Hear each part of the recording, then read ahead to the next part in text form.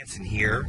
I want to share with you a little conversation I had with a client of mine today. I thought it was pretty significant, really made a difference for her, kind of covering some information about goal setting.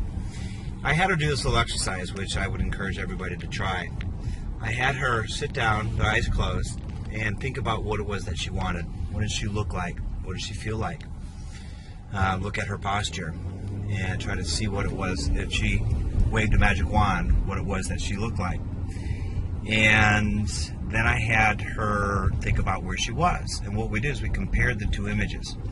So the image of her at her goal was in third person. It was in black and white. It was fuzzy. She couldn't see her face. And it was really distant. So all those are disassociated images, which means those are things that are unreal to her. And then I had her think about where she is currently. And in looking at her body now, the way she sees herself now, it was up close, it was in color, it was very pronounced, it was very real, it was in first person. Point was, where she saw herself now was much stronger and much more realistic than where she wanted to go. So, and because she has so much emotion tied into where she is and what that means to her currently, it's visually stronger, it's emotionally stronger, the language that she uses to support where she is stronger. That's stronger than where she wants to go. She doesn't have a lot of emotion tied to where she wants to go.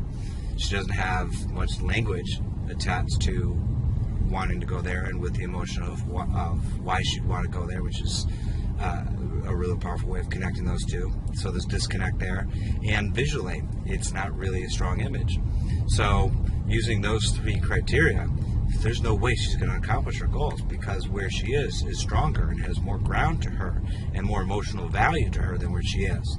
So this is one of the reasons why I always say make peace with where you are. If you make peace with where you are, that helps to not only eliminate the emotion there, but it allows you to move into a better place mentally and emotionally. And as you do that, the vision of what it is that you look like, what's possible for you, changes, because you're seeing something from a higher emotional place, a higher vibration, if you will.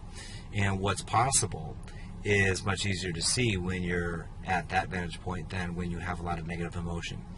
So make peace with where you are, and I'll give some more tips about that in a little bit. But one thing I'll say is understand that where you are is exactly where you should be. You've been directing yourself using the language, the way you've been focusing, how you've been setting goals, which is more likely trying to get away from where you are, which really just brings you right back to where you are.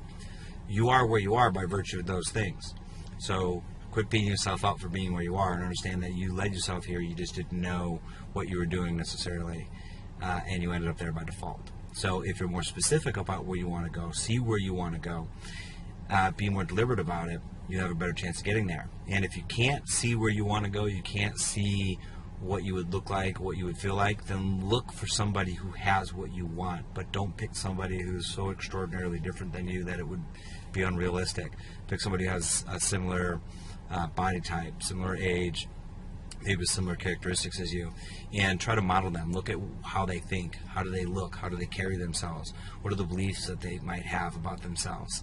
Try to project by looking and observing how they behave, and then observe that as much as you can. Start to model their behavior. So when you visualize, you're visualizing what success looks like first. So practice that first.